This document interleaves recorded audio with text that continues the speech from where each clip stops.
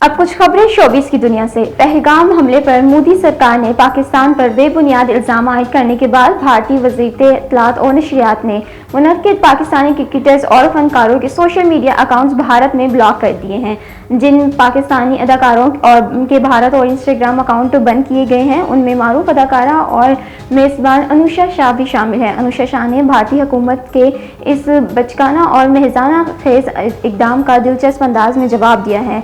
अनुषा शाह ने इतराज़ में लिखा कि मेरी दुनिया ही उजड़ गई, अब मोदी जी ये क्या कर दिया। अदाकारा ने टूटे दिल और रोने की इमोजी भी इस्तेमाल किए। भारत के मारूफ कहानी अदाकार और नगमा निगार जावेद अख्तर को पाकिस्तानी फनकारों पर भारत में पाबंदी के हक में बयान देना महंगा पड़ गया। अदाकारा मिशी खान ने जावेद अख्तर को मुखातिब करते हुए कहा कि आपकी सोच जानकर अफसोस हुआ। उन्होंने जावेद अख्तर को याद दिलवाया कि जब आप पाकिस्तान आए थे तो कितनी इज्जत दी गई, बड़े बड़े फनकार आपके कदमों में बैठ गए थे। अदाकारा मिशी खान ने कहा कि आज आपकी असलियत सामने आ गई, आप सख्त दिल और छोटी सोच के मालिक हैं। मिशी खान ने कहा कि पाकिस्तानी फनकारों को भारत में काम करने में कोई दिलचस्पी भी नहीं है, कोई पाबंदी लगाता है तो लगाए, हमें फर्क नहीं पड़ता। और बॉलीवुड के मारूफ अदाकार अनिल कपूर और फिल्म साज बोनी कपूर की वालदा नरमाला कपूर मुख्तसर इलाज के बाद 90 बरस की उम्र में इंतकाल कर गई। कपूर खानदान की सतून समझे जाने वाली नरमिला कुछ दिनों से मुंबई के कोरकेला बैन धीरो भाई अंबिया अस्पताल में जेर इलाज थी, जहां आज उनके इंतकाल के जाने की तस्दीक कर दी गई।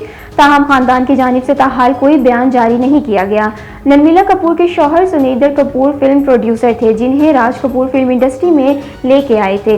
2011 में सुनिंदर कपूर के इंतकाल के बाद नरमिला कपूर ने खानदान को जोड़े रखा और फिल्म इंडस्ट्री को बोनी कपूर जैसा फिल्मसाज, अनिल कपूर और संजय कपूर जैसे अदाकार दिए।